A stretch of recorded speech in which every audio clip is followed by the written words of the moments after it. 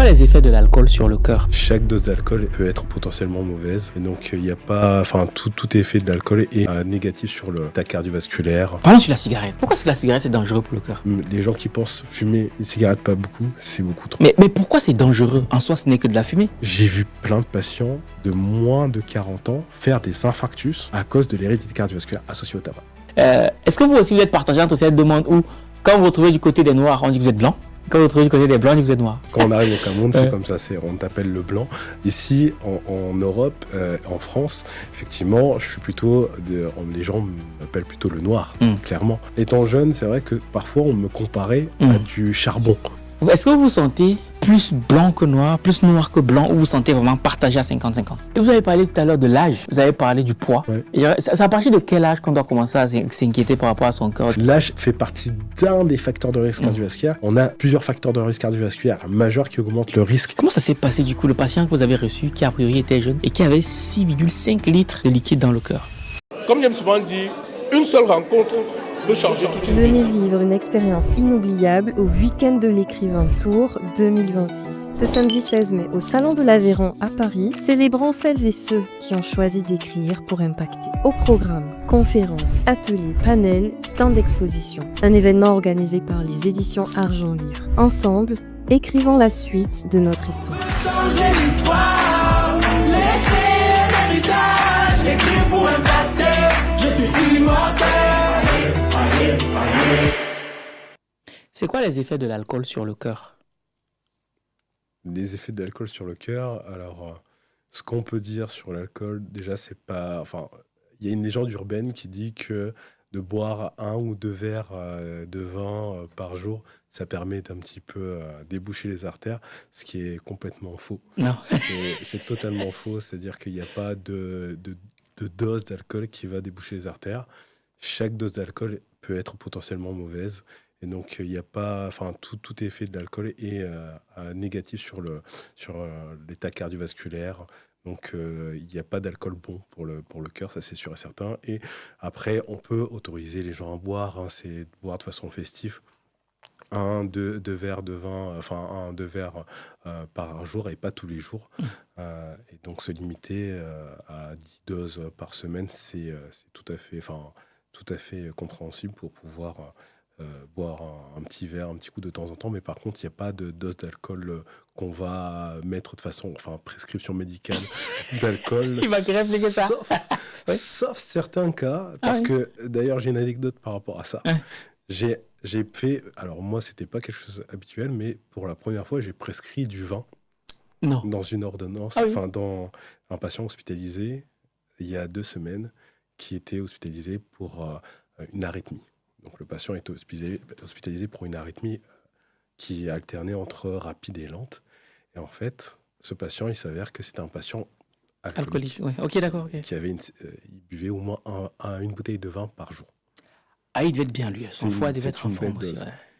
Et donc, pour éviter tout ce qui est les états de sevrage, des déliriums très minces, je ne vais pas vous apprendre, à vous, mais à la population. Les gens, il faut qu'ils sachent aussi que le fait d'avoir un sevrage trop brutal, ça peut avoir aussi des effets négatifs et aussi sur l'état cardiovasculaire et l'état rythmologique du patient, nécessité qu'on devait lui laisser une petite dose d'alcool pour permettre ce sevrage. Donc, ce monsieur avait une petite fiole de vin posée à son chevet pendant le temps de son hospitalisation pour éviter un sevrage trop rapide. Trop rapide. Mon sevrage, pour ceux qui n'ont pas compris, c'est lorsqu'on décide de commencer à réduire jusqu'à arrêter les doses d'alcool et même de médicaments et tout. Ok. Et ça ressemble à quoi la prescription du vin? Vous mettez quoi sur l'ordonnance? VIN, vin. Et vous mettez une dose ou vous mettez juste 20? 20, et puis en fait les équipes gèrent en fonction de la consommation du patient. On lui donne sa petite bouteille, une 30aine de centilitres. Il boit ça au cours de la journée. Il doit maîtriser sa dose sur la journée. Après, il n'a pas plus. Mais après, si on peut lui donner 30 et puis le lendemain, par exemple, lui donner 20 millilitres. Ah d'accord, ok. Dégressif, quoi. De toute façon, dégressif, oui. Mais lorsque vous prescrivez du vin comme ça à un patient, est-ce que et s'il rentre à la maison, vous pouvez aussi prescrire du vin après la maison? Non, là c'est plus... Ah ok, d'accord. Non, là ce n'est plus de notre domaine. Là, c'est pour éviter un effet de sevrage brutal qui va avoir un effet rythmologique le patient, en fait, il y avait un problème d'arythmie. C'est une arythmie qui devait être donc opérée, une ablation d'arythmie. Donc, ça veut dire qu'on passe par la veine de la jambe pour aller toucher le tissu électrique du cœur et abattre cette arythmie en bloquant l'endroit responsable de cette arythmie. Sauf qu'en fait, qu'est-ce qui va, on va dire, favoriser cette arythmie? Plusieurs choses. Et en fait, le sevrage de l'alcool fait partie des choses qui peuvent favoriser cette arythmie, entretenir l'arythmie. Et en fait, si, admettons, un patient est sevré en alcool trop rapidement, Oui. on réussit l'intervention. L'intervention peut avoir à peu près, on peut éventuellement avoir un succès primaire, mais plus de chances de récidive de cette arythmie si on a sevré le patient trop rapidement en alcool, ce qui serait un échec de notre intervention, qui est quand même une intervention invasive. Donc, ce serait dommage. Il faut aller doucement avec les termes. Invasif, ça veut dire quoi, voilà. Oui, c'est vrai. Invasif, c'est quand on pénètre la peau du patient pour aller à l'intérieur des tissus. Et là, en cardiologie, c'est-à-dire d'aller à l'intérieur du cœur. Donc, à l'intérieur du cœur, il y a plusieurs façons d'y aller. Soit on ouvre la poitrine des chirurgiens, c'est pas notre cas à nous. Nous, on est médecins cardiologues et cardiologues interventionnels, où on va rentrer dans le système cardiaque, mais en passant par l'artère du bras, l'artère de la jambe, la veine de la jambe, tout ce qui est vaisseau qui nous permettent de rentrer du matériel plus ou moins gros jusqu'au cœur, quoi. Pour aller jusqu'au cœur, à l'intérieur du cœur ou à l'intérieur des artères du cœur. Mais c'est impressionnant quand même. C'est impressionnant. C'est impressionnant quand même. On part d'une artère ou d'une veine et on arrive au niveau du cœur, quoi. Ouais. Oh, Et le jour où j'ai découvert ça, je me suis dit, ah oui, quand même, c'est quelque chose, quoi. Ok. Et aussi, quand on préparait l'émission, parce qu'on prépare les émissions maintenant, vous avez compris, vous m'avez fait comprendre que l'une des choses qui fait rendre le cœur spécial, c'est que c'est un organe qui peut nous tuer, même lorsqu'il est en santé. Comment Je ne sais pas si c'est avec vous, mais j'ai pu comprendre que ce qui rend le cœur spécial, c'est que c'est un organe qui peut nous tuer, même lorsqu'il est en santé.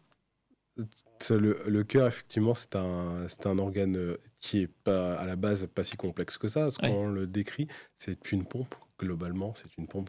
Ça ne fait que renvoyer du sang et ensuite le réemmagasiner, le renvoyer. La systole, c'est quand ça envoie vers les organes. Et la diastole, c'est quand ça emmagasine le sang avec une circulation d'à peu près 5-6 litres de sang par minute.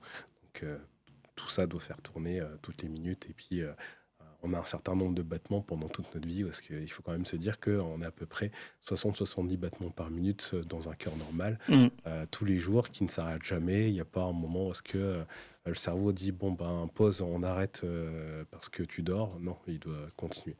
Et en fait, le cœur, ce qu'il faut voir, c'est que des anomalies cardiaques peuvent être de différentes formes. Soit ça peut être des anomalies morphologiques. Donc on voit un problème au niveau de la forme du cœur, au niveau des épaisseurs du cœur, des volumes du cœur, au niveau des valves du cœur, qui sont les clapets qui permettent d'éviter le sang de repartir en arrière, mais de suivre un seul trajet.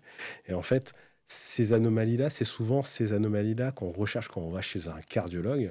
Le cardiologue peut avoir un cœur qui est de morphologie strictement normale et ce qu'on appelle un électrocardiogramme, donc c'est les mesures du rythme cardiaque avec des électrodes qu'on place au niveau de la poitrine du patient, au niveau des bras et des jambes du patient.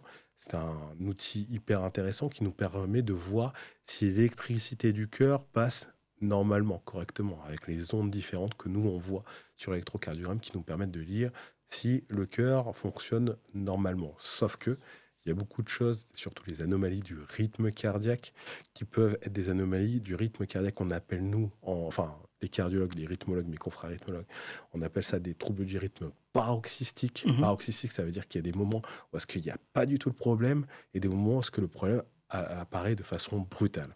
Et en fait, ces troubles du rythme paroxystique, entre les phases où il y a un trouble du rythme, on peut avoir un électrocardiogramme qui est strictement normal et une morphologie cardiaque qui est strictement normale. Vous sortez du cardiologue, votre cardiologue vous dit nickel, faites votre sport, pas de problème, votre cœur va bien, pas de souci. Et en fait, ce qu'il faut savoir, c'est que ces troubles du rythme cardiaque, en fait, ça peut être génétique, ça peut être parfois iatrogène. Iatrogène, ça veut dire quoi? C'est induit par la plupart du temps médicaments ou par des choses de la vie environnementaux. Et donc, en fait, notre cœur et notre génétique du cœur fait que tout ce qui est électricité du cœur est conduit d'une certaine façon. Et en fait, le problème, c'est qu'il y a pas mal de choses entre les médicaments qu'on peut avoir. Par exemple, on peut avoir des médicaments anodins, des médicaments qui sont là, par exemple, pour quelqu'un qui fait aujourd'hui, par exemple, on a cet exemple actuellement énormément, par exemple, à la clinique, beaucoup de patients qui viennent pour des TDAH, donc des troubles déficitaires de l'attention. Aujourd'hui, il y a beaucoup de gens qui sont diagnostiqués pour ça. Et en fait, on envoie vers le cardiologue pour voir si le cœur est normal. Pour voir si le cœur est normal morphologiquement et voir si le cœur est normal sur le plan de l'électrocardiogramme. Ces médicaments peuvent avoir un impact des fois sur la conduction électrique du cœur. Et donc, en fait, le cœur peut finalement avoir des troubles du rythme cardiaque sur un électrocardiogramme normal, une morphologie cardiaque normale, mais qui apparaissent, par exemple, je bois trop d'alcool. Oui.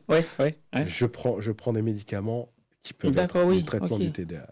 Les traitements, parfois des traitements antidépresseurs, beaucoup de choses qui peuvent en fait faire que le cœur va se mettre en défaillance rythmique et peuvent aller jusqu'au terminal, jusqu'à un arrêt cardiaque. En fait, ce qu'il faut bien comprendre, les gens, quand ils comprennent arrêt cardiaque, ils pensent que c'est parce que le cœur s'arrête.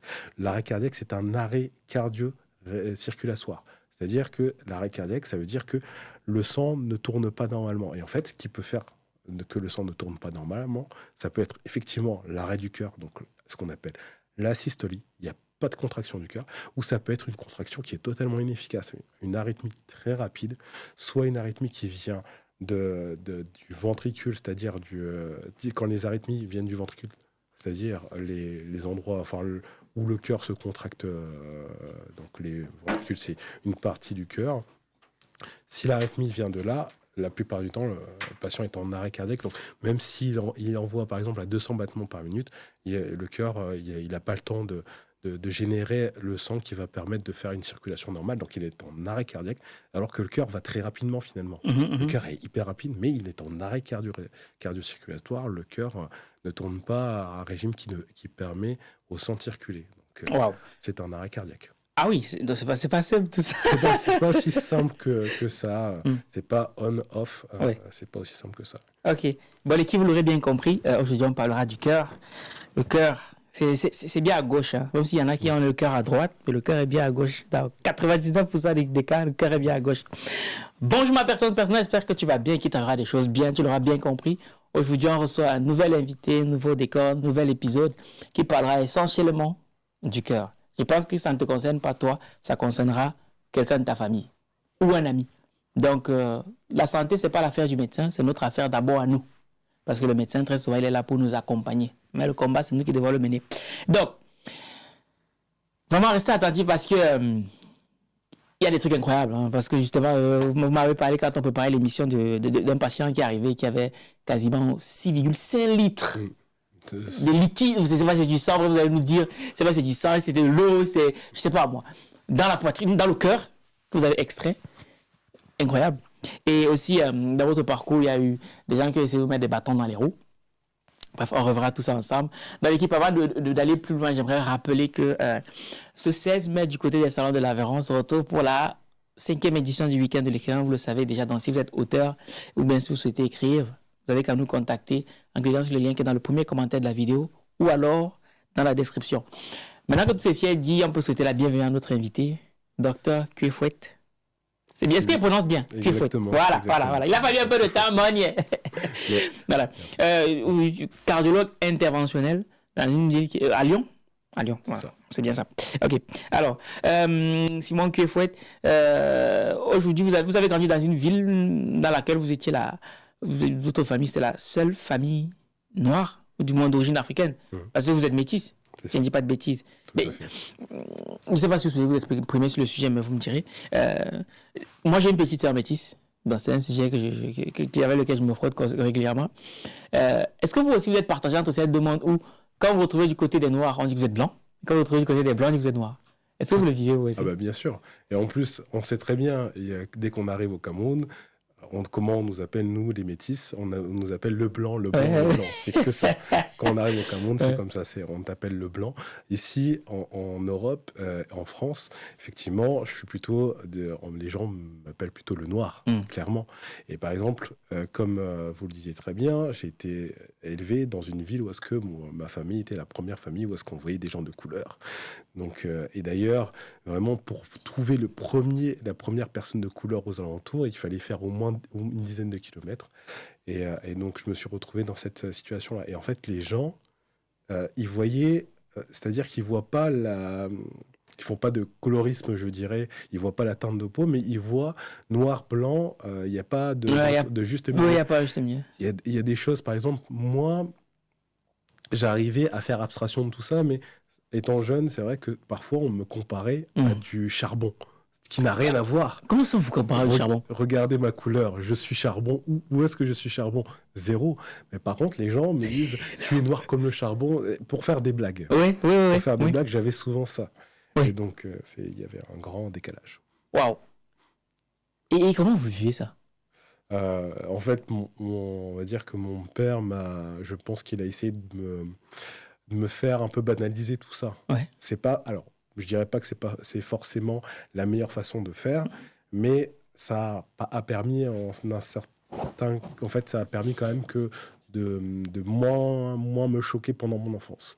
Ce qui est marrant, c'est que pendant mon enfance, du coup, ça m'a moins traumatisé, mais a posteriori, quand j'ai vieilli, je me suis dit, c'est quand même assez violent ce que j'ai vécu pendant mon enfance. Oui. Et en fait, je me suis remis en question quand je suis devenu adulte. Et c'est ça qui m'a... Par exemple, mon père, non seulement était le seul... Enfin, on était les seuls noirs, du coup, dans notre patelin, qui s'appelle Écodin, dans le nord de la France. Et en plus, mon père est arrivé, il tenait un bureau de tabac. Oui. Commerce, bureau de tabac, bar. Donc, c'est-à-dire que c'est quand même quelqu'un qui est arrivé, qui était chef d'entreprise dans un patelin, où est-ce que c'était la première fois qu'on voyait un noir, et donc les gens n'aimaient pas forcément... il y a eu beaucoup d'histoires, d'autant plus que...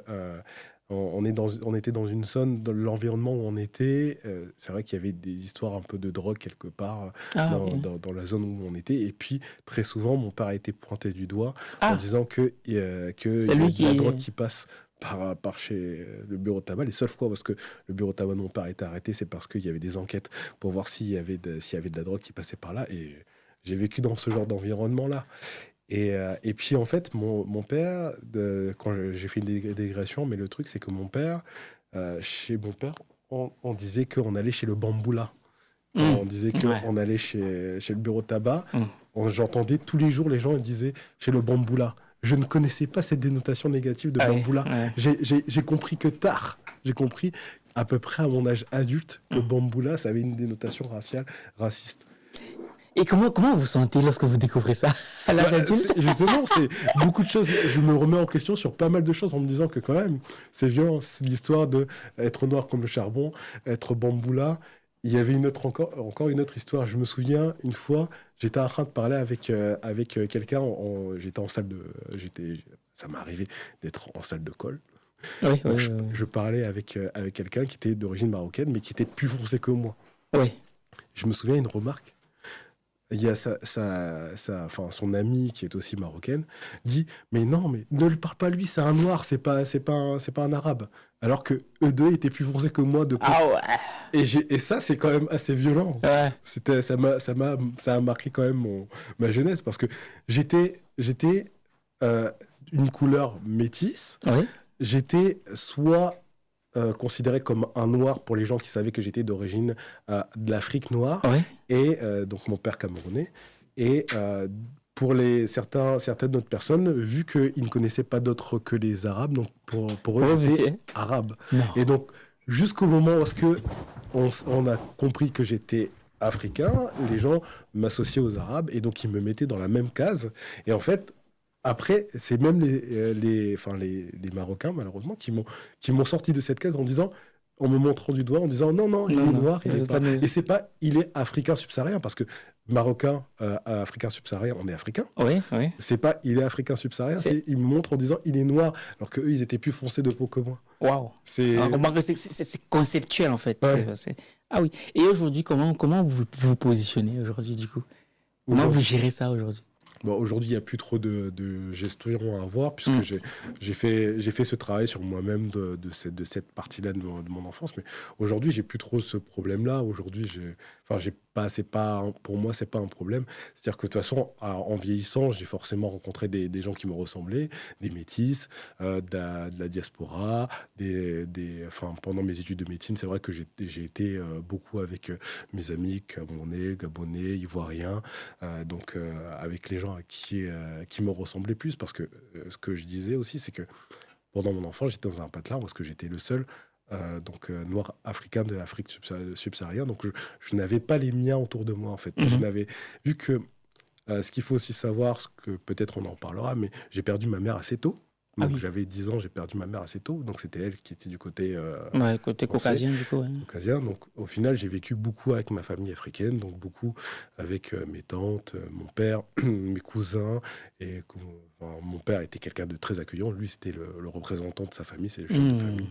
Donc très, très accueillant. Donc il y avait très, très souvent beaucoup de monde à la maison. Donc j'étais avec les miens que quand j'étais à l'intérieur de ma maison. Dès que je sortais, j'étais quelqu'un d'autre. Ah oui. C'est-à-dire que... Et là, en fait, je me sentais chez moi en étant chez moi parce que j'étais avec les miens. Et à l'extérieur, j'étais un peu bizarre. Et en fait, en grandissant et finalement en arrivant à la fac et avec des gens qui étaient...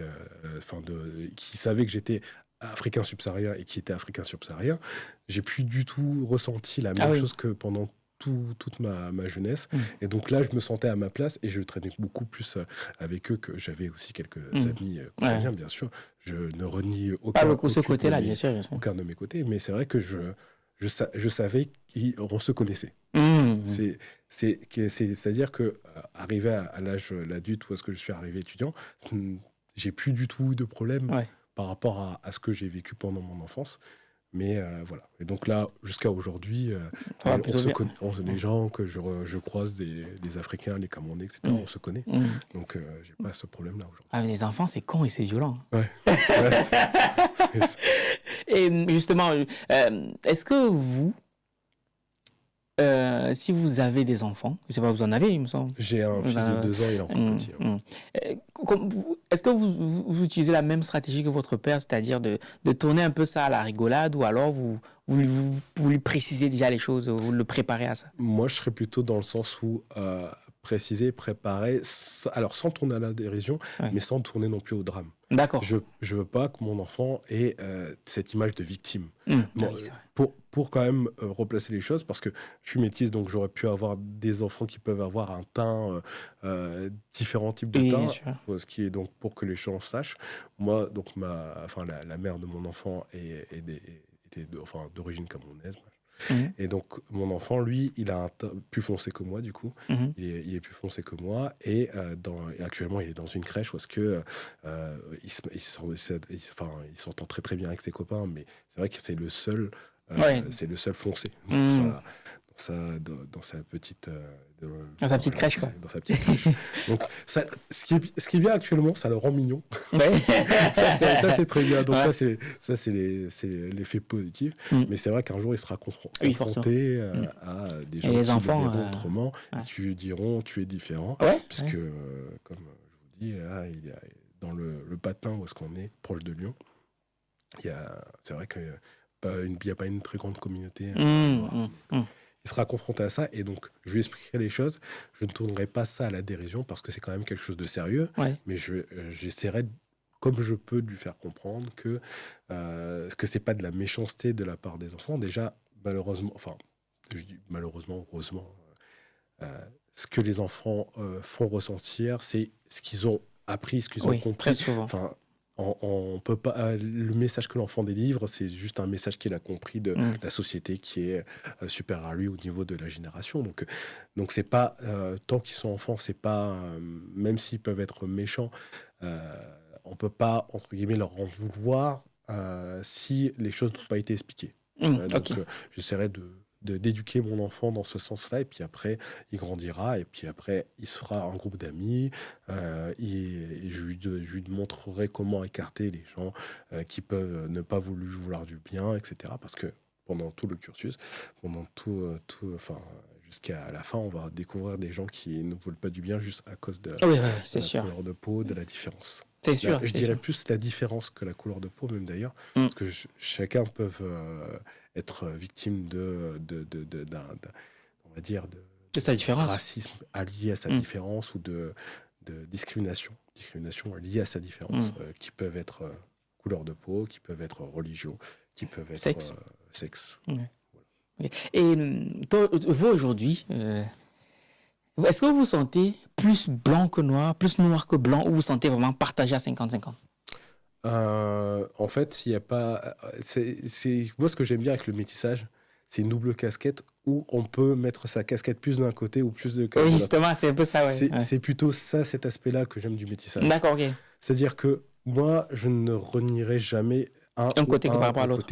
Malgré que, comme je disais, j'ai vécu plutôt avec ma famille africaine. J'ai quand même vécu avec ma famille africaine, mais dans un milieu européen.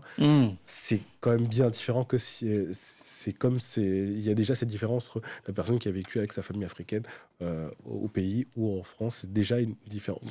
En fait, le métissage, en fonction du milieu où on est, on peut avoir différentes casquettes en fonction des gens avec qui on côtoie, en fonction de nos croyances.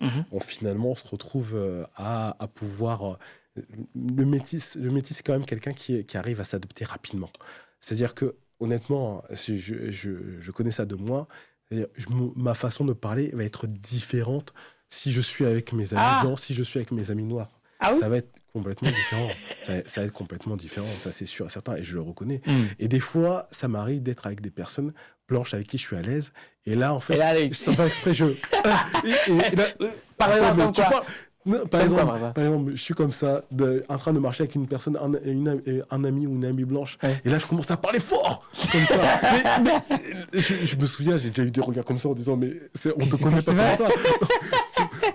où il y a des mots qui sortent comme ça, les gens ne me comprennent pas, et je comprends pas pourquoi les gens me comprennent pas. C'est parce que je parle le français du Cameroun. Et comme quoi, par exemple, c'est quel mot qui revient souvent quel mot pour revenir? Par exemple, tout à l'heure, j'ai expliqué à mon ami qui est antillaise. Bon, tout à l'heure, il y a le terme du monsieur qui a dit fréquenter. En France, les gens, quand on dit fréquenter, ils savent pas trop ce terme-là. En fait, c'est juste d'aller à l'école, réfléchir parce qu'on est parti à l'école. Et donc, c'est des choses comme ça. D'accord, ok, oui, c'est vrai. C'est vrai, bon, après, c'est vous, mais même moi aussi, des fois, ça arrive. Hein. Quand je suis avec des Français, j'essaie de franciser. Mais dès que tu me mets avec des Africains, moi, ça y est, là, c'est autre chose. Ça n'a rien à voir. Ça n'a rien à voir. Ok.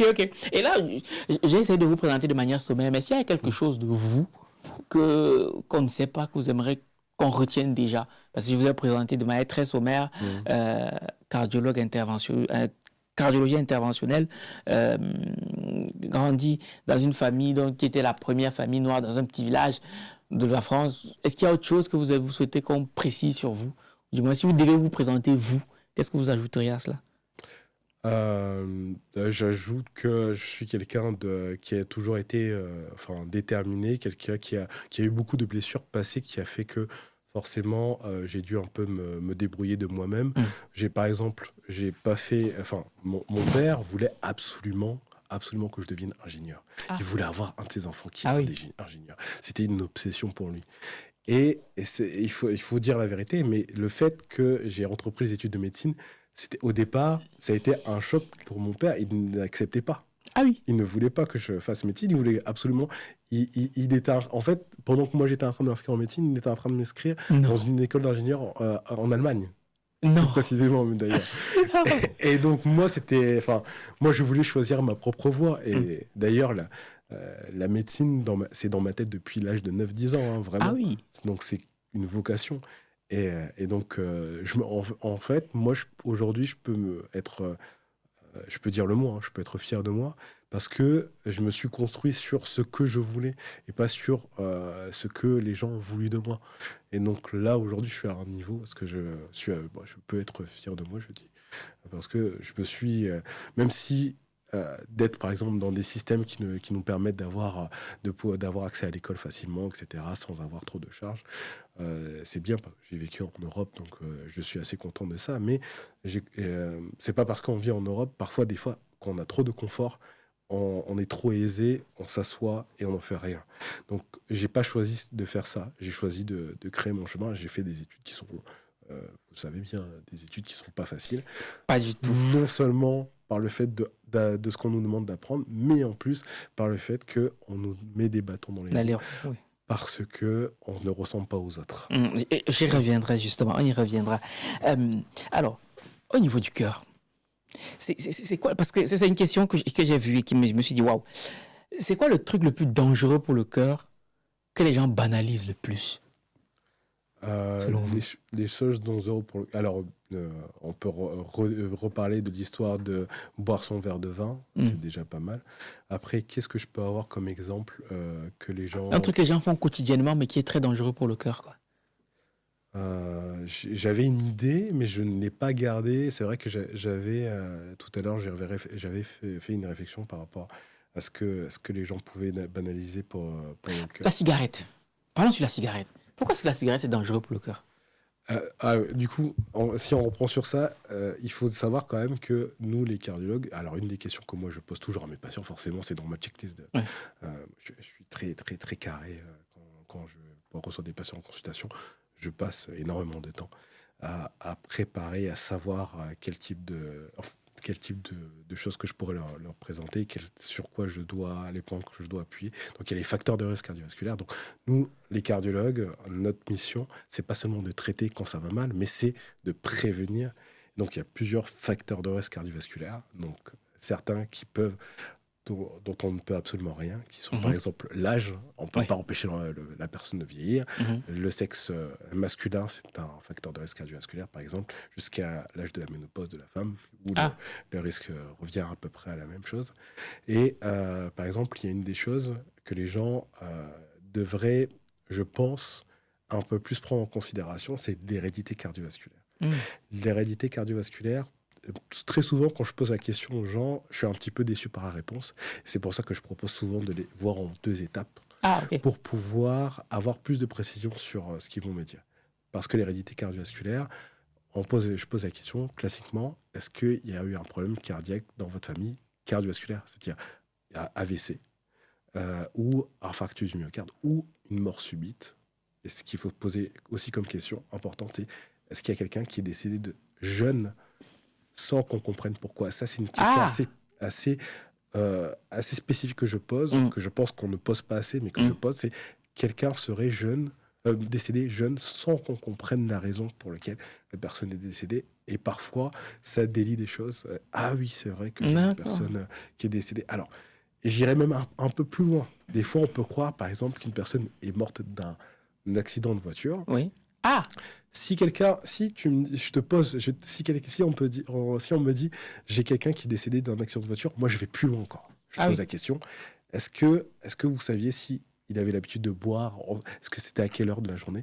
Est-ce qu'il avait l'habitude de boire? Est-ce qu'il y avait quelque chose qui aurait pu expliquer qu'il fasse son accident de voiture ou pas? C'est-à-dire que si c'est quelqu'un qui ne boit jamais, qui a fait son accident de voiture à 14h, ça peut éventuellement me faire poser d'autres questions pour aller encore plus loin. Peut-être que sa mort n'est pas liée à son accident de voiture, mais peut-être qu'il a fait un événement cardiovasculaire. Je me le mets en tête, je ne peux pas avoir de preuves, mais je me mets en tête. Et donc ça peut pas c'est pas forcément anodin. Il faut avoir quand même ce genre d'informations. Et donc très souvent, oui, je suis déçu par les premières réponses, entre guillemets déçu, mais je prévois un deuxième rendez-vous pour essayer d'avoir des précisions sur ces détails. Qu'est-ce qui s'est passé exactement chez les personnes de votre famille. Et comme ça, je peux l'intégrer dans leur risque cardiovasculaire, sachant que moi, j'ai dû faire dans mes études, forcément, j'ai étudié, enfin j'ai fait des études pour tout ce qui est travail de thèse, de mémoire, etc. Et donc, l'hérédité cardiovasculaire associée au tabagisme, même très peu de tabagisme, une cigarette par jour, ça suffit pour augmenter le risque cardiovasculaire. Les gens qui pensent fumer une cigarette pas beaucoup, c'est beaucoup trop. Mais pourquoi c'est dangereux? En soi, ce n'est que de la fumée. Alors, déjà, fumer, c'est dangereux. Pourquoi? même que ça soit passif ou actif, la cigarette va créer, de l'inflammation chronique. Quelqu'un qui fume tous les jours, même, donc c'est pour ça que je dis même une cigarette par jour, ça va créer une inflammation chronique, c'est-à-dire il va y avoir des molécules qui sont pas normalement produites dans le sang, qui vont aller créer du stress dans les parois des artères, qui vont aller créer des plaques de cholestérol liées à l'inflammation chronique qui va créer, et créer éventuellement des caillots de sang, des tout petits caillots de sang sur des petites déchirures de l'artère. Ce qu'il faut savoir, c'est que par exemple, quand on fait un AVC, un infarctus ou quoi que ce soit, c'est quand il y a une artère qui s'est vraiment bouchée à cause de caillots. C'est du caillot de sang qui va se boucher les artères. La plupart du temps, c'est ça. Ça peut être d'autres mécanismes, mais le mécanisme principal, c'est les caillots de sang qui va boucher les artères. Et donc, quand on fait un événement cardiovasculaire, c'est ce qui se passe. Sauf que, parfois, on peut avoir des petites déchirures qui peuvent être faites en fait tous les jours. Oui. Il y a des réparations sur des petites déchirures, des petites parois des artères du corps, tous les jours, quasiment à partir de la naissance. Donc en fait, tous les jours, on crée le corps, et on crée des cicatrices tous les jours. Tous les jours, on crée des cicatrices. Oui.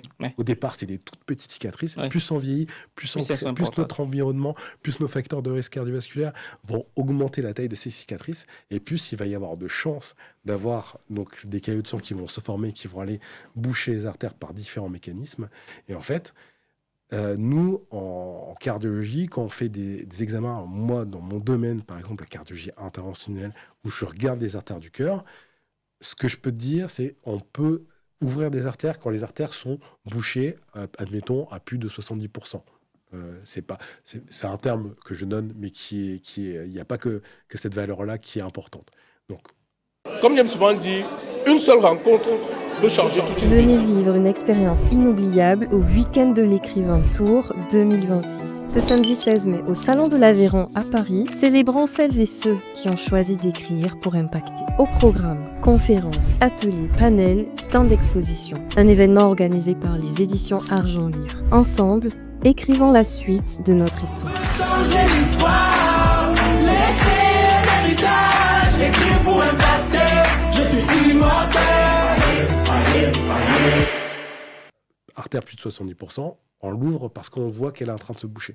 Par contre, quand on a des petites choses qui se passent dans les artères du cœur et des petites artères qui ne sont pas forcément beaucoup bouchées, peut-être à 10%, 20%, il peut quand même y avoir, lié à une blessure de cette artère, du caillot de sang, c'est du caillou, qui va se créer à ce niveau-là et aller boucher une petite artère. Et là, on fait un infarctus, alors que on se dit c'est pas beaucoup, c'est une artère qui est bouchée qu'à 10-20%. C'est pas beaucoup.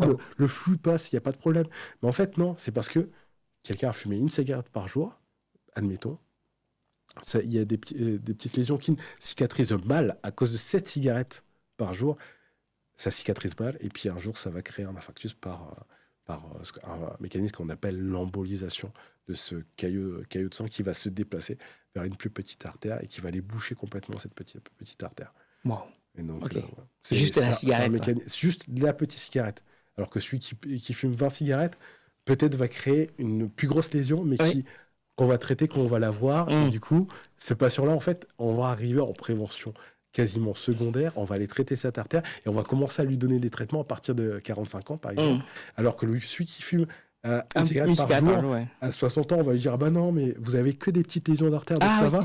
Et en fait, on va le rassurer, mais malheureusement, c'est lui qui va créer un infarctus parce qu'il a fumé sa petite cigarette. Ah oui, donc finalement, j'avais pas vu les choses comme ça. Donc, ça veut dire, donc ça va être un peu bizarre ce que j'ai dit. Donc soit on fume à fond, soit on fume pas. Je vous dirais que c'est quasiment ça. Soit on fume à fond et votre médecin traitant sait qu'il va vous vers le cardiologue parce que vous êtes un gros fumeur, ou soit on fume pas du tout parce que quand on fume peu, on augmente notre risque de façon significative. Et en plus, on augmente notre risque d'être ce qu'on va dire un non-diagnostiqué. Oui, en effet. Ah oui. Ça, je note ça. J'ai jamais vu la chose comme ça. Ok, d'accord. Donc, vous avez bien compris. Hein. Au-delà de ça, c'était une question un peu bateau, mais on va passer dessus. Aujourd'hui, avec votre pratique et tout dans le métier, c'est quoi vos challenges? Mon plus gros challenge, c'est je dirais que les gens comprennent que la prévention primaire, déjà, c'est la prévention primaire, c'est-à-dire de commencer à dire ce que le patient doit faire et de commencer éventuellement à donner des traitements à un certain niveau pour éviter de faire un événement cardiaque. C'est plus important que traiter la personne après qu'il ait fait son événement cardiaque. Donc l'idée, c'est quand même de rassembler le maximum d'informations. Il y a des informations qui mettent du temps avant de savoir qu'on doit bien traiter. Par exemple, on peut avoir des discussions avec des personnes, leur médecin traitant leur dit, admettons, 13 de tension, 14 de tension, ça va. Ouais. Alors que non, ça va pas. Attendez, là, vous lâchez une bombe, là. Comment ça, 13 de tension, ça va pas? En fait, 13 de tension, une fois de temps en temps, ça va. Oui. 13 de tension et jamais descendre en dessous de 13 de tension, ça va pas. Comment ça? C'est pas normal. C'est une tension élevée. Aujourd'hui, les dernières, nous, ce qu'on fait, ce qu'on suit comme recommandation, c'est la recommandation de l'ESC, donc l'European Society of Cardiology. Oui. Et donc les recommandations de 2024. Je parle pas des recommandations frais, Alors, tu ferais de 2 ans quand même. Oui. C'est pas si frais que ça. Ça met du temps, ça met toujours du temps. Et en fait, les recommandations de 2024 disent que tension artérielle haute, entre 13 et 14, c'est une tension artérielle systolique haute. Entre 8 et 9, c'est une tension artérielle systolique haute. C'est pas les objectifs diastolique, oui, effectivement. Merci. Haute. Donc c'est pas des tensions à maintenir chez une personne, surtout chez une personne jeune. Ah oui. Non. Donc, en fait, il faut essayer de réduire cette tension. Et là, les premières choses pour traiter la tension artérielle, c'est pas de donner des médicaments. C'est de dire au patient, il faudrait que vous perdiez éventuellement du poids, que vous réduisiez votre sel, que vous fassiez attention à votre alimentation, que vous mettiez à une activité physique régulière. C'est ça qui va permettre aux patients à réduire leur tension en premier.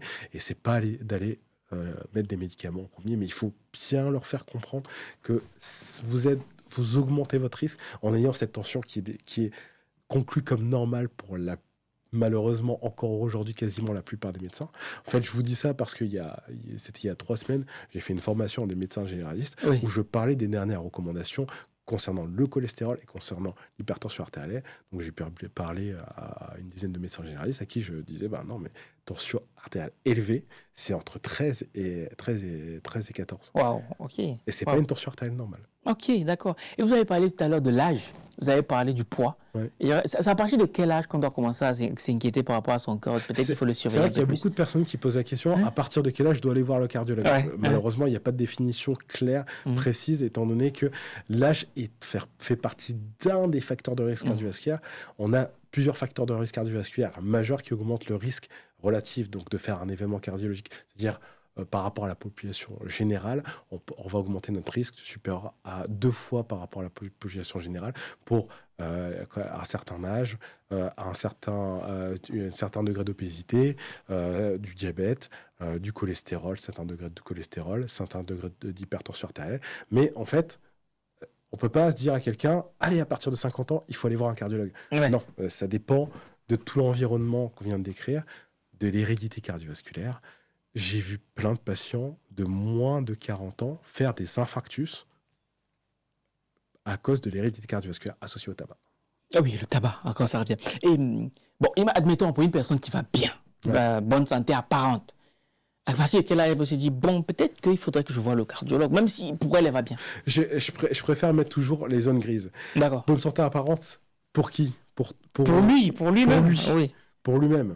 Le problème, c'est que pour lui-même, il peut être en bonne santé. Par exemple, j'ai beaucoup de patients en consultation. Monsieur, est-ce que vous avez du cholestérol? La réponse est non, j'ai pas de cholestérol. Déjà, c'est faux. Vous pouvez pas vivre sans cholestérol. Oui. Donc, ma question est mal tournée exprès. Donc, le patient dit j'ai pas de cholestérol. Et en fait, on va dire que les patients, je les corrige en disant vous avez un cholestérol qui est décrit normal. Qui est décrit normal, pas normal, qui est décrit normal. C'est quoi la nuance?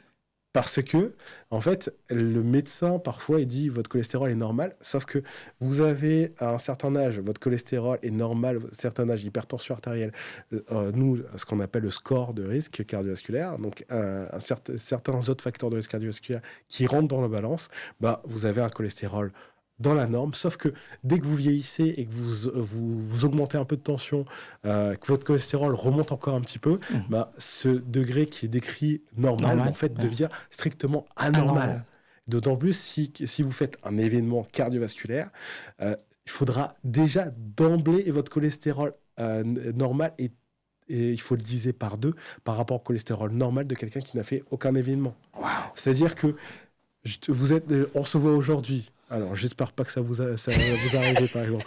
On se voit aujourd'hui, votre cholestérol est à 1,1. Ouais. Il est strictement normal. Ouais. Tout va bien.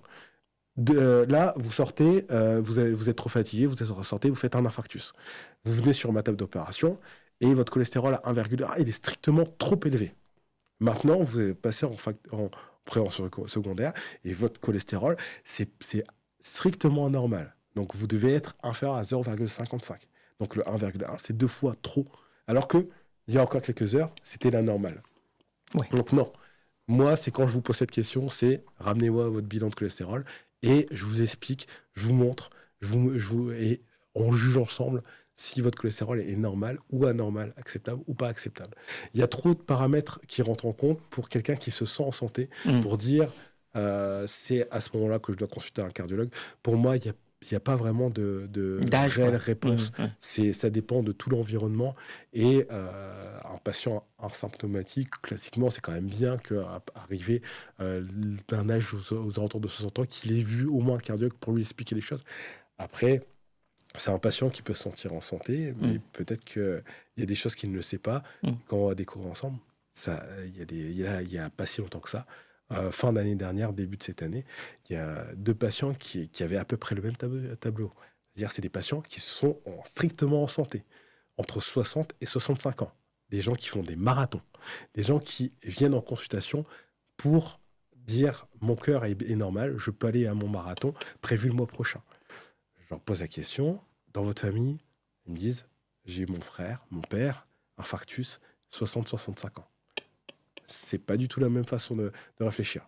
Épreuve d'effort, strictement normal. Coronarographie, des artères bouchées. Donc, coronarographie, aller regarder les artères. Oui. Où est-ce que 2 artères étaient bouchées, où est-ce qu'une artère est bouchée.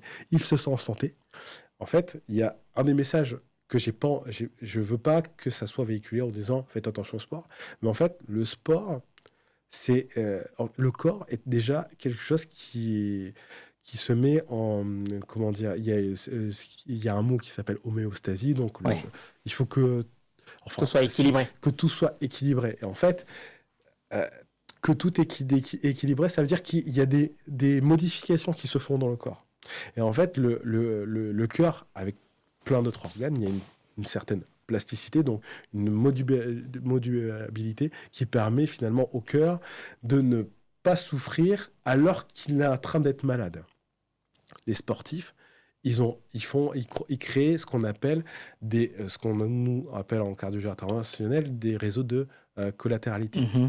Ce que je dis aux patients, c'est que en cardiologie interventionnelle, en coronarographie, les artères du cœur, il y a 3 axes d'autoroute, 3 gros axes d'autoroute à 5 voies. Quand il vaut bien, il n'y a pas de problème.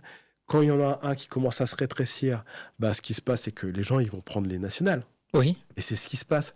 Et quand il n'y a pas assez de nationales, la mairie, tout ce qui est l'organisation, va créer des routes pour que ça circule, parce qu'ils savent très bien qu'à chaque fois, ça bloque à ce niveau-là.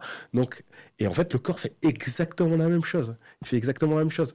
Chez le patient sportif qui, à chaque fois, a besoin que tout file droit. 1000 personnes filent à cet endroit-là, dans cet axe-là, en fait, quand il voit que ça ne marche pas bien, donc il va créer des réseaux de collatéralité. C'est exactement la même chose qui se passe dans le corps.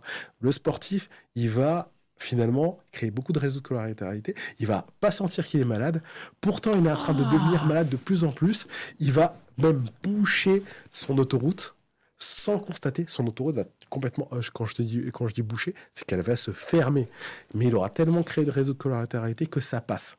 Sauf que le réseau de collatéralité passe sur les 2 autres axes d'autoroute. Oui. La deuxième peut se boucher. Oui. Si la troisième se bouche, Ah, là, ça devient compliqué. là, c'est un autre problème. Donc, ça nous arrive, je dirais pas fréquemment, Mais ça arrive. mais ça arrive, des patients où est-ce qu'on découvre que 2 axes sont complètement bouchés et qu'il suffit d'une chose, le marathon de trop, et tac, le troisième axe se bouche, et c'est terminé. Et là, il n'y a plus de récupération possible. Ah oui, ça c'est. Waouh. Ok, ça permet d'expliquer beaucoup de choses parce que par moments, c'est arrivé que dans des stades de foot, qu'on voit des footballeurs, des sportifs de haut niveau s'écrouler et mourir, et tout de suite, chez nous en Afrique, c'est le grand-père du village, c'est la grand-mère. Ouais. Alors que ça se trouve, c'est un problème cardiaque qu'il avait. Waouh. C'est ça. C'est bien la science, c'est très très bien. Et tout à l'heure, vous parliez du gros ventre. Pourquoi est-ce que le gros ventre, c'est dangereux pour le cœur? L'obésité en soi. Oui, bon, moi j'utilise des termes que tout le monde comprend, voilà, c'est pour ça. Ouais, le gros ventre. L'obésité, le gros ventre. Ouais. En fait, ce qu'il faut savoir, c'est que quand on touche notre bedaine, notre ventre. L'embonpoint, quoi.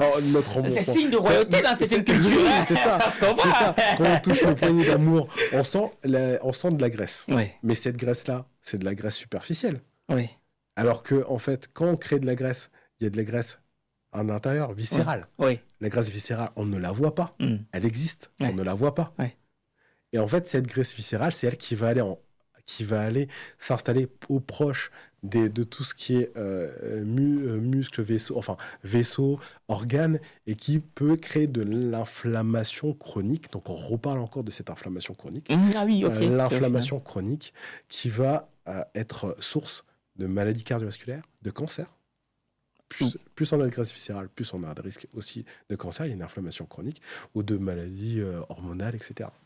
Donc ouais, c'est bien d'avoir un peu de Ça ventre, veut dire qu'on mange mais bien. on oublie ce qu'il y a à l'intérieur. l'intérieur et qu'on ne touche pas, qu'on ne voit pas, Ouais. qui existe là, Et qui est difficile à perdre. hein. qui est difficile à perdre. Très, très Ouais, difficile à perdre. Difficile à perdre. Ok, donc on a parlé de la cigarette, on a parlé du poids, on a parlé de l'âge. J'aimerais qu'on bascule un peu, justement, puisque comment ça s'est passé du coup, le patient que vous avez reçu, qui a priori était jeune, et qui avait 6,5 litres de liquide dans le cœur. Ouais. Comment ça s'est passé? Donc j'étais dans un centre hospitalier périphérique. Donc c'était pas très loin d'une grosse ville où je travaillais.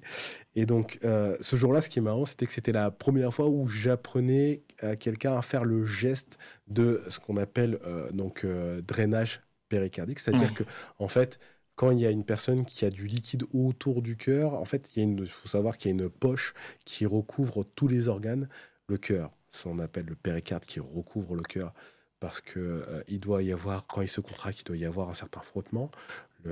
Et d'autres organes, voilà, il y a d'autres organes qui ont aussi des poches qui recouvrent. Et donc, dans le cœur, dans le péricarde, normalement, il est censé avoir quelques millilitres de liquide qui permet finalement d'avoir un bon frottement du cœur quand il se contracte. Le cœur, c'est l'organe vraiment qui bouge tout le temps, continuellement, par rapport aux autres organes qui bougent parfois de temps en temps, les intestins, etc. Mais le cœur, vraiment, il bouge énormément. Donc, il faut qu'il ait toujours ce liquide et qui permette finalement donc, au cœur de bien se contracter, enfin d'éviter des frottements. Et en fait, chez certaines personnes, on peut avoir un peu trop de liquide qui se forme.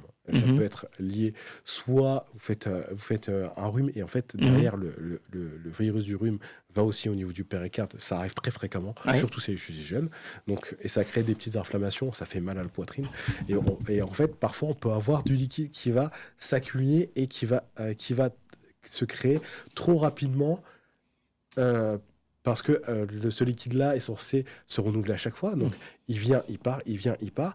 Mais quand il n'y a pas cette homéostasie, on va retrouver le terme, donc d'homéostasie, étant quand ça ne part pas assez et que ça se crée autour du cœur, ça crée ce qu'on appelle un épanchement péricardique, donc du liquide autour du cœur qui peut être de différents types, soit du liquide, soit des bactéries, soit du sang, etc. Du sang, ouais.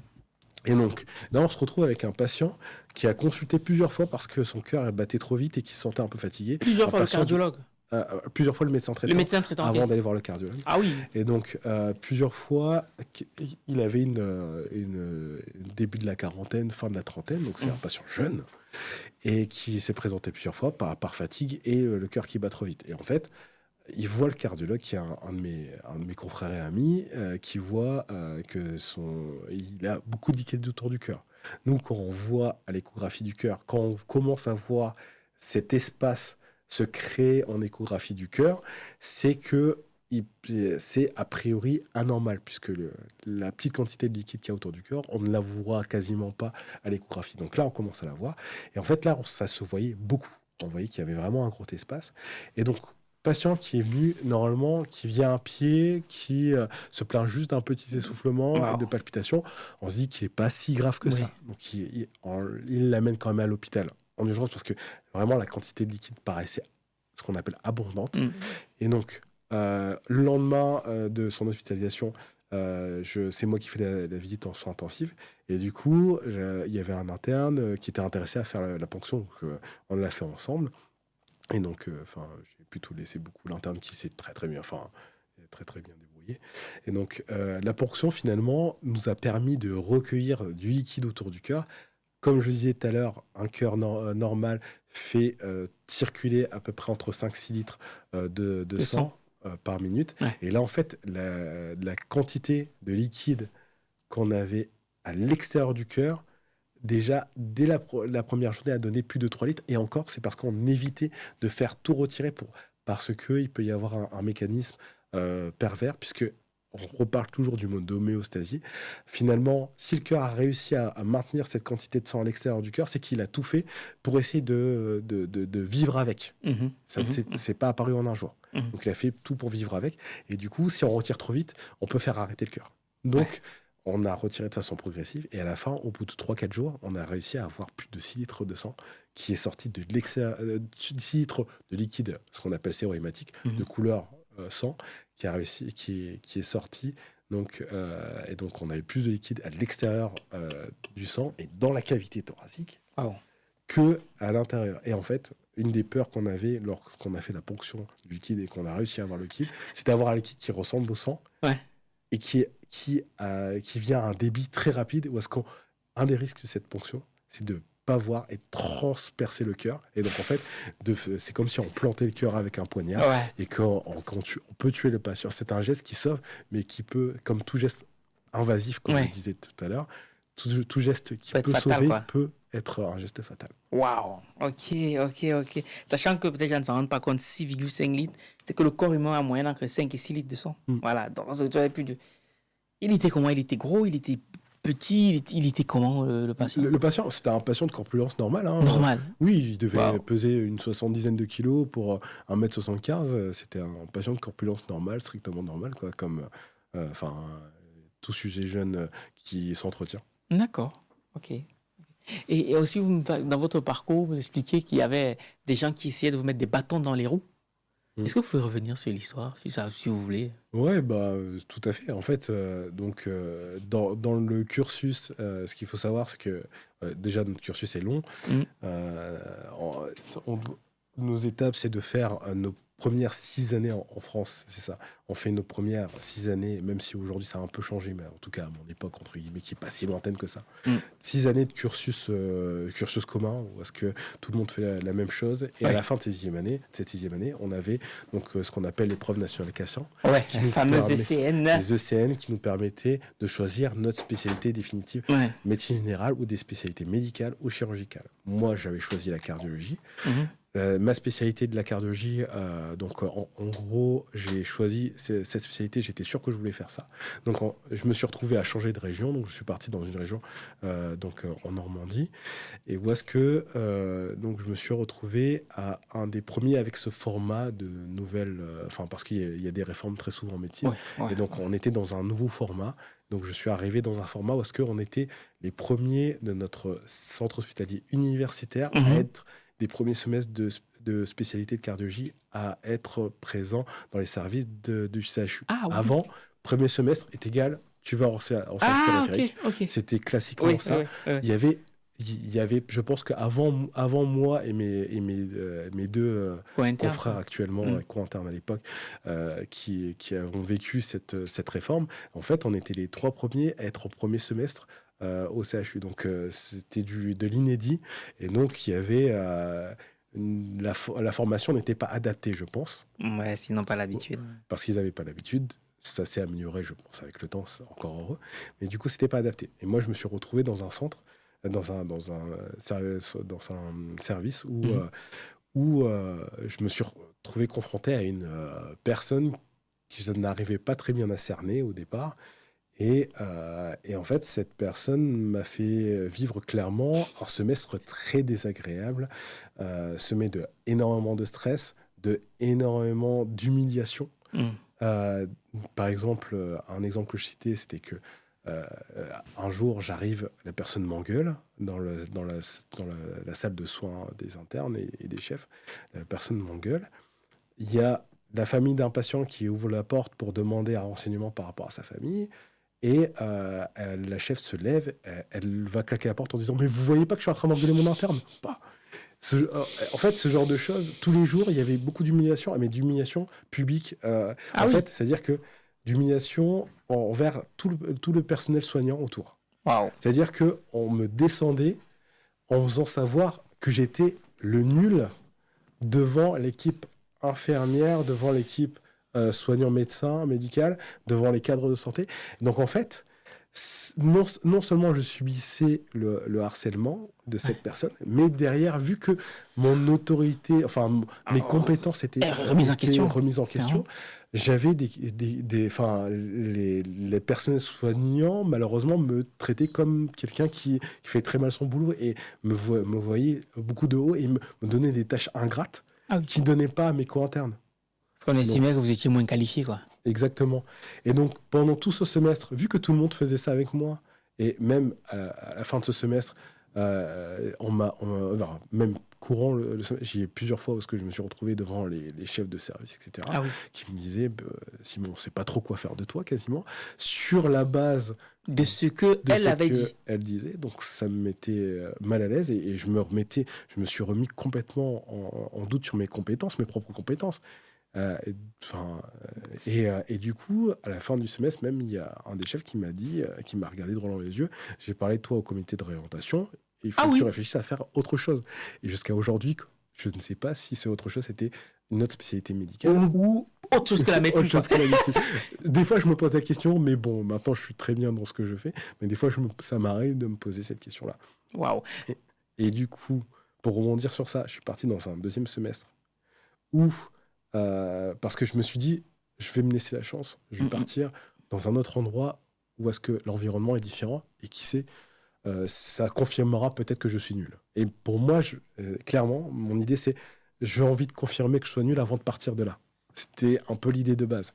Et en fait, j'ai continué à avoir une motivation que j'arrive. Enfin, je ne savais pas d'où je la sortais, mais j'ai réussi à avoir une motivation. C'est le Hemley. Exactement. Et du coup, donc le fait déjà d'être sorti du CHU, parce que ce qu'il faut savoir aussi, j'étais à l'internat du CHU, c'est-à-dire que ma fenêtre, je voyais la grande tour du CHU. Donc ça aussi, ça ne m'aidait pas. Nouvelle région, un endroit où je connais personne, les endroits où les seules personnes qui me connaissent savent que je suis un imposteur, et vivre dans cet environnement continuellement et faire tout pour essayer de montrer que je suis bon. C'est-à-dire, quand je dis ça, le samedi et le dimanche, j'allais travailler tous les jours pour essayer de montrer que j'avais de la volonté. Et ça n'a rien changé, bref. Ah oui, l'étiquette était collée, quoi. L'étiquette était collée. Et donc, j'ai fait mon semestre. Et en fait, pendant tout le long du deuxième semestre, donc où est-ce que j'ai changé d'environnement, quasiment tous les jours, on me faisait des compliments sur ma façon de travailler. Et moi, je me disais, mais en fait, je pensais que c'était parfois de la moquerie. Des fois, je me disais, c'est pas possible. Je peux pas passer de totalement nul à quelqu'un de compétent. C'est pas envisageable. Il y a quelque chose, il y a anguille sous roche. Je viens de trouver quelque chose. Et en fait, à la fin, je me souviens, à la fin du semestre, donc mon chef du deuxième semestre m'a regardé, m'a dit, viens dans le bureau, j'ai besoin de te dire un truc. Pendant tout le long, j'avais la boule en je me suis dit, qu'est-ce qu'il va me dire? Il va me casser un 10 toutes mes 4 vérités. Et en fait, j'ai été surpris, il m'a fait que des compliments. Et il m'a dit, il y a une chose peut-être que je vais quand même te dire, c'est que je trouve que tu n'as pas assez confiance en toi alors que tu as les bons diagnostics, tu as les bonnes prises en charge. Et en fait, c'était le seul point, entre guillemets, négatif qu'il m'a dit dans tout le discours. Je suis sorti, j'ai fait, en fait, peut-être que je ne suis pas aussi nul que ça. Je vais continuer médecine. Et pourquoi pas, je vais repartir au CHU. Oui. Troisième semestre, je repars au CHU. Donc, dans un autre service que le service de dans lequel vous étiez avant, oui. Mais en fait, finalement, ce qui est marrant, c'est que d'un côté, il y a cette étiquette de Simon qui est nulle. Et donc, en fait, ce qu'il faut savoir, c'est qu'on m'avait interdit de garde. Je n'avais pas le droit de faire les gardes en premier semestre, alors que mes autres collègues avaient eu le droit à la fin du semestre de faire des premières gardes de cardiologie. Et moi, on m'avait interdit de faire des gardes parce que j'étais nul. Ah. Et donc, au final, en troisième semestre, j'ai été placé sur la ligne de garde et les gens s'attendaient à ce que je fasse des conneries. Bah oui. Et donc, un des chefs d'ailleurs qui m'avait dit « Simon, il faut que... » J'ai donné ton nom au comité de réorientation. Je me souviens, premier jour de garde avec lui. Il est, en fait, pendant les moments des transmissions, donc quand on transmet tout ce qui s'est passé pour les patients, comment ça va se passer pour la nuit, etc. Je me souviens, il avait un air qui me faisait me dire qu'en fait, il a clairement pas envie de bosser avec moi. Et du coup, au départ, sur les moments des transmissions, j'ai pensé à ça. Et après, fin des transmissions, début du travail, il y avait, les gardes, c'est des gardes au CHU. Les gardes au CHU, au centre hospitalier universitaire, sont très denses, en cardiologie, très denses. Et en d'autres spécialités aussi, très denses. Et donc, cette garde-là, il y avait énormément de boulot. On a bougé à gauche, à droite, je faisais les choses, etc. En fait, j'avais quasiment oublié que j'étais regardé par le chef, par le supérieur, quoi. En disant j'attends que tu fasses une connerie. Ouais. Attends. Et du coup, j'ai travaillé, et je me souviens, c'était un couloir au 16e étage, je me souviens très bien, entre deux services de réanimation. Mon chef de service mon chef de garde s'arrête et me dit « Simon, j'ai besoin de te dire un truc. En fait, tu as vraiment énormément progressé depuis le premier semestre. Tout ce que tu fais, c'est nickel. Ça se voit qu'il y a eu beaucoup de progrès, etc. Et en fait, pour l'instant, j'ai absolument rien à te redire. » Et du coup, à ce moment-là, ça m'a quand même mis une certaine émotion et ça m'a rassuré d'un certain moment parce que je me suis dit, en fait, il fallait juste peut-être attendre que je sois un peu formé, que je sache ce qu'est mon métier. Parce que ce qu'il faut savoir, quand on arrive en premier semestre, on ne sait pas ce qu'est notre métier. Ah oui, on ne sait pas. On ne sait pas. On sait pas. On ne sait pas ce qu'est notre métier. On ne sait pas. On a déjà vu, on a fait quelques stages dans différents services. Mais notre métier, quand on arrive en spécialité, notre métier, c'est par exemple, moi, cardiologue. Ton métier, c'est cardiologue. Et on ne sait pas au départ. Ouais, donc il faut juste nous apprendre avec les bons outils. Et donc c'était juste ça, il fallait du temps. Je pense qu'il y a beaucoup de gens qui vont se reconnaître dans ce que vous avez partagé là. Ouais. Surtout que là... Et du coup, j'aimerais savoir, aujourd'hui vous êtes cardiologue. Et est-ce que la vision que vous avez du métier de cardiologue, c'est ce que vous imaginiez avant? En fait, la cardiologie, alors il faut aussi repartir sur le fait que la cardiologie, c'est une spécialité spécialité médicale qui est extraordinaire, parce que c'est une spécialité qui va du diagnostic, de la prévention primaire, secondaire, diagnostic, que ce soit diagnostic non invasif, donc qui ne touche pas à l'intérieur du patient, l'imagerie, donc les échographies, scanner, IRM, etc., à la thérapeutique, donc l'intervention, qui d'ailleurs aujourd'hui, la plupart des opérations, on va dire, de cardiologie qui concernent le cœur, plus de 70% des opérations qui concernent la cardiologie sont faites par les cardiologues en eux-mêmes. Il y a des spécialités chirurgicales, la chirurgie cardiaque, qui fait une partie des interventions. Mais au final, on a quand même un gros panel dans toute notre sphère de la cardiologie. Et en plus, on s'étend aussi, puisque finalement, le cœur, si le cœur ne va pas, ça endommage tous les autres organes. Ouais. Le cœur, c'est la pompe, mais si le cœur ne va pas, ça peut endommager tous les autres organes. Par exemple, ça peut créer des problèmes au niveau de la respiration, donc le problème des poumons, les HTAP, etc. Ça peut créer des soucis au niveau du rein, ça peut créer d'autres soucis digestifs, AVC, etc. Enfin, c'est une spécialité, c'est un organe central. En gros, c'est la capitale du corps. Pour moi, le cœur, c'est la capitale du corps. Ah, c'est pour ça que les cardiologues ont le melon, quoi. Les cardiologues ont le melon, oui, c'est ça. Les cardiologues ont le melon. On sait très bien que la cardiologie, c'est quand même une des seules spécialités où est-ce que toutes les spécialités vont nous demander un avis. Oui, c'est vrai. C'est-à-dire que tous les corps de spécialités qui existent vont nous demander un avis. Est-ce que le cœur, est-ce qu'on peut lui donner ça? Est-ce que... Aujourd'hui, par exemple, les nouvelles tendances, les dernières tendances, c'est le cœur et le cancer. C'est-à-dire que le cœur... Alors, une des choses pour lesquelles aussi j'ai choisi la cardiologie, c'est qu'il y a peu de cancer du cœur. Très, très peu. Ça n'existe quasiment pas. C'est vrai, en plus, maintenant que j'y pense. Très, très peu. Ça n'existe quasiment pas. Et la plupart des cancers du cœur sont des cancers, des métastases. Donc, ce n'est pas des cancers primaires du cœur. Et donc, j'aimais pas trop la cancérologie. Et donc, c'est pour ça aussi que je suis parti en cardiologie, d'ailleurs. Et en fait, aujourd'hui, il y a quand même un lien entre les cancers généraux et le cœur, parce qu'aujourd'hui, on a de plus en plus de thérapeutiques pour les cancers, les immunothérapies, les chimiothérapies, qui peuvent être cardiotoxiques. Et donc, beaucoup d'avis aussi nous sont demandés par rapport à la fonction cardiaque de base, les marqueurs cardiaques, etc. Donc aujourd'hui, vraiment, tous les corps de spécialité ont besoin du cardiologue pour savoir comment faire les choses. Tous les corps qui nécessitent un moment, une opération, a besoin du cardiologue qui évalue la fonction cardiaque avant l'anesthésie. Donc, en partant de ça, c'est central, quoi. Le cœur est central dans plusieurs choses. En effet. Parce que j'adore ces spécialités. Ça s'entend, en tout cas. Et en fait, ce qu'il faut aussi savoir, c'est que moi, orienté cardiologie, mais cardiologie interventionnelle, alors, il y a une chose aussi que je vais dire. En cardiologie, on a plusieurs spécialités. On m'a entendu dire qu'il y en a 17.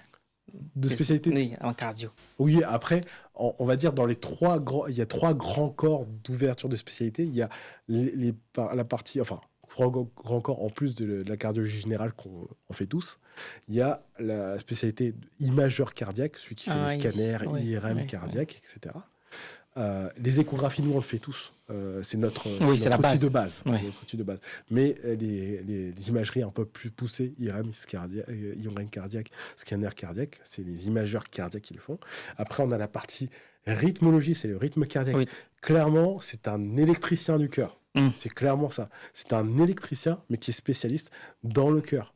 Et l'autre spécialité, c'est la cardiologie interventionnelle, chorégraphie et structurelle, qui est tout simplement des plombiers du cœur. Donc moi, je suis un plombier. Je suis un plombier avec une spécificité. Je vais dans le corps de l'être humain pour aller déboucher ça. Vous êtes un plombier. Je suis un plombier. Je suis clairement un plombier. Vous rigolez, mais il y a... alors, c'est pas un cardiologue, mais un chirurgien cardiaque qui récemment a fait le buzz. C'est un chirurgien cardiaque de Bordeaux qui a fait le buzz parce que qu'est-ce qu'il fait le jour ? Il est chirurgien. Qu'est-ce qu'il fait le week-end ? Il est plombier. Non. Il est plombier. Ah bah il se retrouve du coup. Attends, il se retrouve. C'est juste qu'il ne faudrait pas qu'il mélange les outils. C'est juste ça. Énorme. Mais il a fait le buzz récemment. Ah oui, lourd. Et donc, j'aimerais qu'on sorte un peu de tout ça et qu'on revienne un peu sur des trucs un peu plus généraux maintenant qu'on tend vers la fin. Cardiologue, et vous avez assisté justement à l'émission juste avant. Vous pensez qu'après la mort, on va où ? Alors moi, j'ai pas vraiment trop d'avis sur ça. Pour moi, j'essaye d'accompagner au plus mes patients. Et après, tout chacun est libre d'avoir ses croyances. Et moi, je suis auprès des patients et je respecte toutes les croyances de chacun. Il y a pas je n'ai aucun jugement à avoir. Je n'ai aucune classification à donner. Dès qu'un patient a certaines croyances, s'il me dit j'ai envie de faire venir l'évêque, je lui donne l'autorisation de faire venir l'évêque. S'il me dit j'ai envie de faire venir l'imam, je lui donne l'autorisation. S'il me dit moi je crois pas, le corps je vais le donner à la science. Parfait, on a besoin de corps. Moi j'ai travaillé dans des laboratoires d'anatomie, donc pour faire avancer la science, il faut absolument ce genre de choses. Donc moi, je n'ai pas vraiment d'idée par rapport à ça. Je préfère chacun avoir sa croyance. Et moi, je suis auprès de mon patient et mes croyances ne doivent pas influencer... Mais je parle pour vous. Vous pensez qu'après votre mort, vous irez où ? Est-ce que vous pensez qu'il y a une vie après la mort ? Est-ce que vous pensez que c'est le paradis ? Vous pensez qu'il y a quoi après la mort ? Vous j'ai pas... Vous savez pas. Vous pensez qu'on disparaît je ne peux pas anticiper. Je n'ai pas d'avis par rapport à ça. D'accord, ok, d'accord. Et c'est quoi le meilleur conseil qu'on vous a donné de toute votre vie ? Le meilleur conseil, c'est un petit big up au chef de service de Lisieux en réanimation, Olivier Lucidarme, qui est un être humain, un réanimateur très compétent et un être humain hyper sympathique et avec qui on a beaucoup parlé, surtout on a échangé pendant nos gardes, et qui me disait ta chance, il faut la chercher toi-même. Il y a personne qui va te la donner. Ta chance, tu vas la chercher toi-même. En fait, moi, je suis arrivé quand même dans une atmosphère où on devait se batailler pour faire de la cardiologie interventionnelle. Dans ma promotion, on voulait tous faire de la cardiologie interventionnelle. Et donc, on devait tous se batailler. Et moi, en fait, j'ai regardé mes collègues, je leur ai dit, écoutez, faites ce que vous voulez. moi, je vais prendre mon chemin. Et du coup, j'ai fait un chemin un petit peu marginalisé pour finalement faire la même chose. Donc, je suis parti à la rencontre de plusieurs chefs de service, de centres hospitaliers et de centres de cliniques pour essayer de me former en cardiologie interventionnelle et devenir, comme aujourd'hui je le suis, cardiologue interventionnel. Et ça, personne ne m'a l'expliqué parce qu'au CHU, personne ne l'explique. Personne ne l'explique. En fait, tout le monde nous dit il faut rester à l'intérieur du CHU, faire marcher la roue qui nécessite effectivement des soldats pour marcher. Et du coup, il nous dit faites comme un soldat. Moi, j'ai décidé de faire comme un mercenaire, quoi. De faire un peu le mercenaire pour trouver ma voie autre part. Et j'ai eu de la chance finalement de trouver ça parce que en fait, on nous dit c'est impossible de faire ce que tu fais, ce que tu veux faire, c'est impossible. Et en fait, c'est des gens qui sont des soldats qui te disent c'est impossible de faire ce que tu veux faire. Parce qu'en fait, on ne peut pas prendre le conseil de quelqu'un qui est dans le moule. On peut pas prendre le conseil de quelqu'un qui n'a jamais essayé de le faire, qui ne s'est jamais donné les moyens de le faire. On ne peut pas prendre ses conseils, puisque ces conseils, en fait, ils vont sortir de l'expérience rapportée, parce que finalement, ils n'ont jamais eu d'expérience, donc de l'expérience rapportée. Donc, je ne faisais qu'écouter mes collègues, mes confrères, que je respecte énormément, mais en dehors d'écouter que ça passe d'une oreille d'une autre, moi j'ai tracé mon propre chemin. Et en fait, après, ce qui est marrant, c'est que finalement, c'est eux qui m'ont rappelé en me disant mais comment t'as fait, t'as travaillé dans tel machin, tel centre, comment t'as eu tes contacts, etc. Comment t'arrives à pouvoir être cardiologue interventionnel. Enfin, j'ai eu ces questions-là à posteriori parce que pour eux, c'était totalement impossible. Et en fait, vu que j'ai réussi à montrer ce chemin-là, au final, beaucoup de gens m'ont rappelé derrière. Et en fait, j'aurais dit j'ai cherché de moi-même. Je suis parti toquer à des portes, je suis parti appeler des personnes qui sont, entre guillemets, des élites, entre guillemets, inaccessibles. Il y a certains qui m'ont pas répondu, c'est sûr. Mais dans le panel de 10-20 personnes que j'ai appelées, il y en a qui m'ont répondu, forcément. C'est génial. Bref, cherchez votre chance vous-même. Et si j'aurais une dernière question à vous poser, avant qu'on ne sorte de cet échange. Si vous devriez aller au restaurant pour dîner avec 3 personnes, qu'elles soient vivantes ou décédées, qui est-ce que vous inviteriez ? J'ai envie de vous poser une question. Sur quoi je me baserais pour le mérite ? C'est-à-dire, qu'est-ce que je dois choisir en critère de mérite pour dire je vais aller au restaurant ? Vous avez carte blanche. J'ai carte blanche. Oui. Donc, personne vivante ou décédée, peu importe. Je dois choisir 3 personnes. Oui, partirai avec qui ? C'est facile pour moi. Ma mère décédée, mon cousin Fabrice décédé et mon fils. Qu'est-ce que vous leur diriez au restaurant que vous ne pouvez pas leur dire au quotidien ? Je leur dirais que dans le monde, il y a de l'amour, il faut le chercher, il faut subir énormément d'échecs pour découvrir le véritable amour, l'amour sincère. Mais pour ça, il faut énormément d'échecs, énormément de souffrances malheureusement. Donc il faut passer par de nombreuses étapes et avoir cette résilience finalement qui se construit. Malheureusement, c'est pas une bonne chose, mais malheureusement cette résilience-là se construit avec énormément d'échecs, énormément de déceptions, énormément de coups bas on va dire, et énormément de trahison. La messe est dite. Chez nous on dit Amen Pasto. Bon, écoutez, merci beaucoup d'avoir pris votre temps aujourd'hui. Merci pour la patience. Vraiment, c'est un très bel échange. Bref, vous allez nous dire ce que vous avez pensé en commentaire. Et si jamais vous souhaitez faire aussi de la cardiologie, en l'occurrence interventionnelle, désormais, on a un docteur chez qui on pourra vous référencer, qui pourra vous donner 2-3 conseils quand il a le temps. Voilà. Cela étant dit, moi, je ne saurais terminer cette émission sans dire merci à Nelly qui est à la régie. Et bien sûr, docteur Cuefouette, votre caméra est là. Je vous laisse le mot de la fin. Donc le mot de la fin, je pense que je l'ai assez résumé avec ce que j'ai dit tout à l'heure. Il faut chercher sa chance soi-même et vivre de ses échecs pour ensuite connaître la réussite. Si on ne vit pas d'échecs, en fait, on ne trouvera jamais le chemin de la réussite et parfois il faut échouer 1, 2, 3 fois pour y arriver. Et donc il faut s'en donner les moyens et écouter calmement ce que les gens nous disent sans les imprimer. Surtout quand il y a des messages négatifs, il ne faut pas les imprimer, il faut les mettre d'un côté, dire que je les ai eus ces messages-là, et finalement de prendre que le positif et essayer de trouver sa voie, son chemin, et ce qu'on veut véritablement faire. je pense que c'est à peu près ce que j'ai envie de véhiculer comme message. En tout cas, merci beaucoup. En tout cas, votre parcours le prouve très bien. Hein, parce que c'est vrai, quand on a un supérieur et quand on démarre et qu'il nous dit que peut-être que vous n'êtes pas fait pour ce métier, c'est perturbant. Et je me demande même si vous n'êtes pas là en dépression, comment vous avez fait pour ne pas aller en dépression. Ça, c'est une question que je me posais. Moi, je pense qu'il y a un truc qu'il faut un petit peu détabouiser, je dirais. C'est-à-dire que la dépression, le burn-out, c'est très fréquent chez les personnes qui ont énormément de pression. Ouais. La médecine, c'est formateur d'énormément de pression. Donc en fait, c'est possible que j'ai vécu des moments où on pourrait définir comme dépression, burn-out.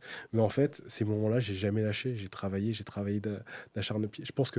d'arrache-pied. Et je pense que si j'ai réussi à survivre à tout ça, c'est vraiment que je me suis donné les moyens, je cherchais de la force en moi avec tout mon parcours, toutes les choses. En fait, finalement, c'est tout le mal qui m'est arrivé pendant ma jeunesse que j'ai surmonté, qui m'a permis d'arriver à maintenir le cap et à ne pas me laisser tomber dans ces moments où, pendant plusieurs semaines, plusieurs mois, où c'était très, très difficile. Très, très difficile, mais vraiment. Merci. Bon, l'équipe, si vous avez aimé, dites-le nous en commentaire, on like, on commente, on partage. Et on se donne rendez-vous jeudi ou dimanche prochain. Vous savez, c'est tous les jeudis et tous les dimanches à 19h sur notre chaîne YouTube Argent Livre.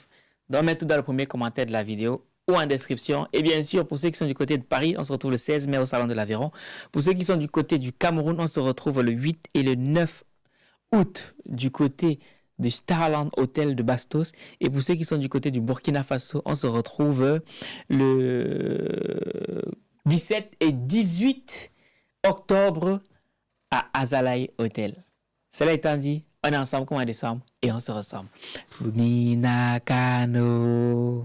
Comme j'aime souvent dire, une seule rencontre peut changer toute une vie. Venez vivre une expérience inoubliable au Week-end de l'écrivain Tour 2026. Ce samedi 16 mai au Salon de l'Aveyron à Paris, célébrons celles et ceux qui ont choisi d'écrire pour impacter. Au programme, conférences, ateliers, panels, stands d'exposition. Un événement organisé par les éditions Argent Livre. Ensemble, écrivons la suite de notre histoire. Changer l'histoire.